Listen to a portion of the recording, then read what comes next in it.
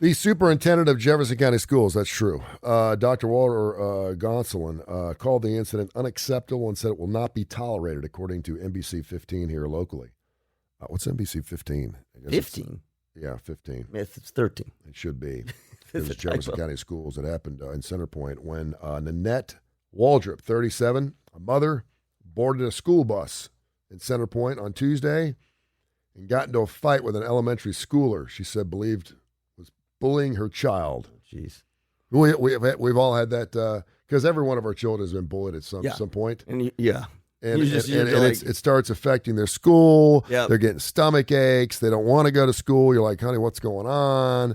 It can happen all the way through high school. I know you've had issues with your kids. I've had issues with my kids. It's horrible. And you know, for people, we were bullied, but it's just not the same. And now you got social media pounding on it. I mean, I would not want to be a kid again. Not in this world. And so she took things in her own hand. So she found out who she thought it was that was bullying her child. He's an elementary school. Again, it's an elementary schooler. While this is not our issue now, but a law enforcement matter, let me just say what I saw in a video. And evidently there's a video that's out there. You can find it. At no point is any type of violence acceptable, especially violence against students. She was released from jail Tuesday night after posting bonds totaling $10,500, and wasn't immediately clear if the 11-year-old who she attacked was injured. Then I've thought so many times. It's a mashup between all your fantasies right there. Mm-hmm. I've thought so many times because every one of my kids has been bullied at some point. Yep. That's normally when I go, how would you like Dad to come by and have lunch with you? That's good. And that's what I usually do. And all in a roundabout way, hey, this Steve kid you've been talking about, where's he at? Just kind of take a look. There was a guy that or a boy that was bullying another friend of my daughter's. This is last year. And your daughter's 9. Yeah, I know, right? And again, you know, brush it off. She's like, if you can't speak nice to people, you shouldn't speak nice to people. And if you don't really want to be my friend, then that's fine, but you should leave me alone. I mean, she says stuff like that. Your daughter is either going to be an actress or sales and marketing. She says stuff like that. I'm like, she can talk her way at 9 years. I'm telling you, I've got one of those at home that they can talk. Your daughter can talk her way in and out at a level that most adults can't. Yeah. And the boy goes, what? You're not worth dealing with. And he leaves her alone. Exactly. He's like, what? I'm just trying to beat you up. What are you doing? She's like, no, if you can't be nice to me and you can't say the nice thing, then you just need to leave me and my friends alone, okay? Now, if you want to be my friend, I can be your friend, and I'll be more than happy to have lunch with you. But if you can't be nice to me, and he's like, what? That's appropriate. That's conflict management. And it works. You're right. Because at 9 years old or 10 years old, kids are like, what? I just wanted to steal your sandwich. What's the problem? So this kid's sitting across from me, and I'm being totally cool. And he keeps messing with my daughter's friend. Yep. And he's picking at her stuff and calling her poopy face and stuff like that, whatever. And so I says, you know, knowing I'm a man, I understand this. I said, you know, normally, and he took her lunch bag or something, and she was asking for it back. And I said, normally, whenever a boy teases a girl, that means he likes her. You're so good at that. That's the first thing he did. What? And I said, well, sure. Yeah, you must like her. I said, or else you wouldn't keep bothering her. You obviously like this girl a lot because you can't leave her alone. And man, this kid, I do not like her. And he had a little tantrum right there at the table. I said, dude, it's okay. She's cute. She's not cute. She was cute. She's not cute. Take your lunch back. And he got up and walked off. And that was the last time. That was really good. What's true? And how did you put your 6'5" frame in those little tiny chairs? Very difficult. That is hard. Yeah, because hurts my ass at the end of lunch. Because my butt cheeks are hanging off each side of the little circles. Yeah. But anyway, so we've all had this fantasy.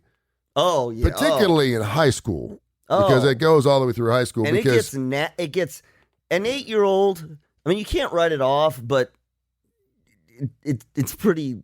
Yeah, it's 8 years But old. as you start getting it 10, When kids are old enough to realize what they're doing and how they're doing it, and they're using Yeah. social media, and they have phones and Instagram, Snapchat, you're kind of like, kid, dude. well, and it I know you've seen it. it's We both see it's it, but horrible, levels and up. it instantly pulls on your primal parental instinct. I mean, obviously for this woman, enough to get her on She the bus. lost it, yeah. I mean, it is. And any one of us who's had our kids bullied, I'm pointing, you feel it. Like Mm-hmm. it's before you think it, you feel it, and that's your parental protective instinct. Because we've all gone through it. Yeah, I mean, I was bullied. I wasn't. I I was teased. Yeah. I was teased. And let's Teacher's pet. Yeah, let's yeah. guess- Me too. Teacher's pet. I had a Punch in kid the that did the stomach. big nose jokes, Yeah. and I remember it. I mean, Yeah. I'm not saying it traumatized me or anything, No, but but I you vividly remember it. Yeah. I remember the kid. I remember what happened, and I don't remember a lot from school, but I remember those moments, and so it stuck with me.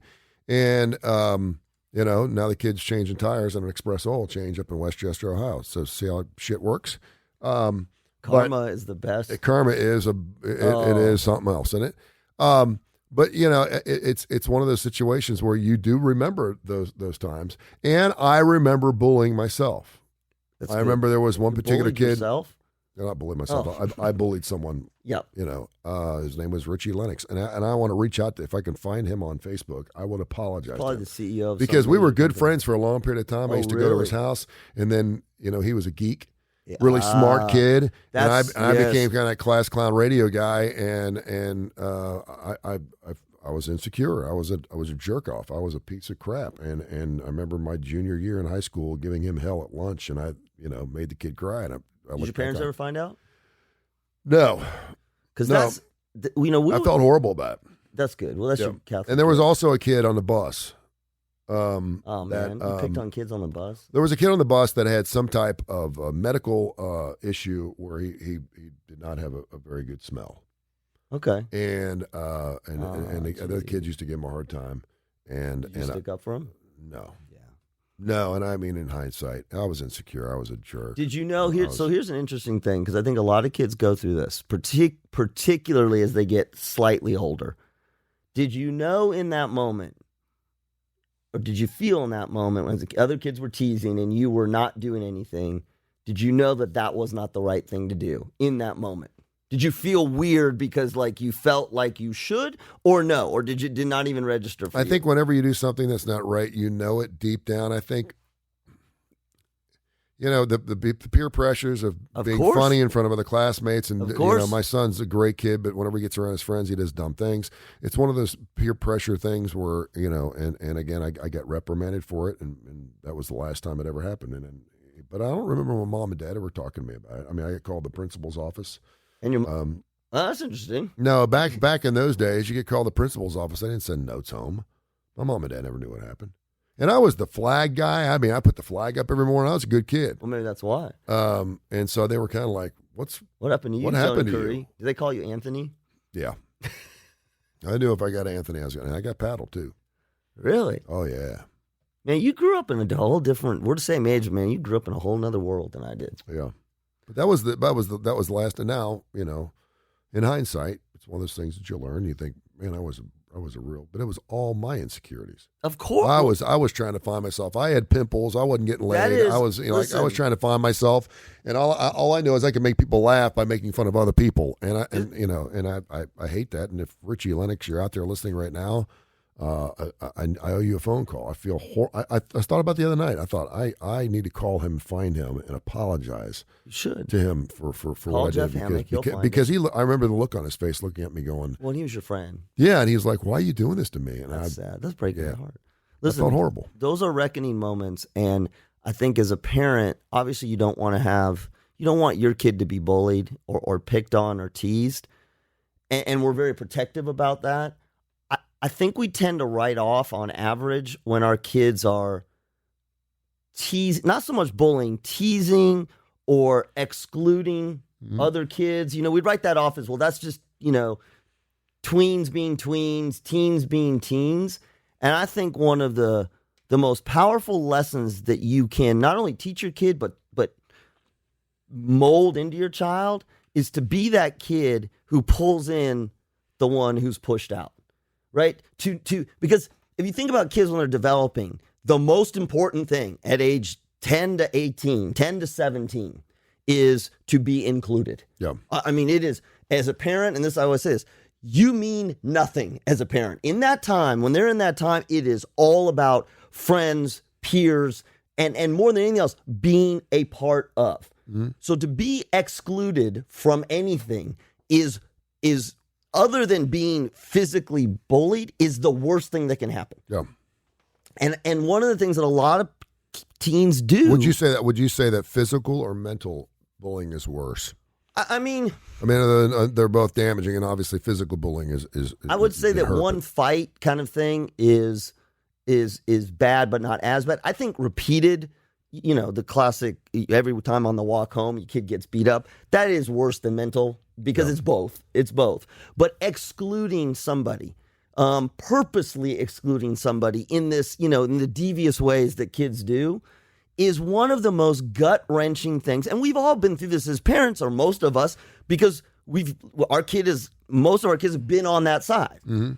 If you can teach your child the same way we teach them all these morals and values, that it is not okay to see a kid who's excluded and just let it go. That it is your job as a child, as a person, to bring that person in, to befriend that person. But it's your job. I know what your job, but are kids smart enough at that point to know that? Because they're smart enough, but it's the pull. They're smart enough. Now I'm not saying the whole campaign with Tony the Tiger, the drop the pouch, or I forget what it is. It's called drop the pouch, or hold my pouch, where they're drink pouches. They see something happening, hold my pouch. I need to take care of something, and the kid intervenes. Hey, leave him alone. It's called. I think it's called Hold My Patch, and it's really cool, and it looks great. And I wish my 8-year-old would think, that girl's being bullied, I need to go help her. Well, but I don't know how many kids are actually mature enough. I sure as hell wasn't at that point to do it, because we're still trying to find our. We don't want to get outside our groups. Saying? That what you're supposed to do as a parent, teacher, adult, is while they are totally consumed, which I understand this is normal. They're totally consumed with finding their group. Yeah. What they also should be aware of is that as they're trying to find their group, someone over there has been kicked out of their group. And I'm not talking about intervening on bullying. What I'm saying is this is teaching kids empathy is what it is. And I think a lot of times we protect our kids. It's okay. You'll find your people or whatever. And what's more important or equally important is to say to your child, and we've done this with our kids, see how you know how you feel right now? You know how you feel? Yep. That's how Susie feels. Mm-hmm. And I'm not asking you to be bold enough to bring Susie into the group and stand up and make a speech. Yep. But what I am asking you to do is go over and talk to Susie, maybe privately. Maybe, that is the most important. And I'll tell you this without mentioning any names. I can think of now one of my daughter's friends now who, when they were young, had the birthday party. And this little girl was sort of friends, but kind of on the outside, and my daughter ignored her the entire birthday party. Yeah. We hammered on my daughter. What are you doing? She did they're not my friend, and blah, blah, blah, blah. She felt horrible. And to this day, now my daughter sort of has apologized, kind of like we did as an adult, and has brought her in. And this particular person has blossomed into this amazing adult. Yeah. But you have to, that's another pain in the ass thing as a parent that you have to do. Yeah, I agree with you. And we live from our mistakes and we do it with our own. And I have a couple of Latino children, so obviously they hear some things they probably don't want to hear. And so but they have a very close-knit group of friends that they're really close with. And I could think of like 4 or 5 other kids in my high school that were just outcasts. Yes. Good kids. Yep. Because maybe they had too many pimples, or they were quiet, or they were super smart, or they weren't smart at all. Yep. And they were just loners. And I look back at them and I go, man, I had a real opportunity there to do something special, and I didn't do squat. Right now I am attracted to people like that. You know why? I look for people like that. I love people that are down. I don't love that they're down on their luck, but I'm attracted to people that need help and a lot of it maybe because I needed help at some point in my life, but it just means so much for me to reach out to people that I know that are having a hard time. And I'm not tooting my own horn. I'm attracted to that. I mean, nerds run the world. Yeah. We all have to acknowledge, own, and respect our inner geek, because we all are. The coolest people are absolutely a geek on the inside. And then the other thing that I think it teaches, and I think it's important, is it teaches your child how to be a real person in the world. Because you think about it. Think about the a-holes that we know now. Business, sports, right? And they're just complete pieces of shit, right? Yeah. Usually insecure, usually, not always.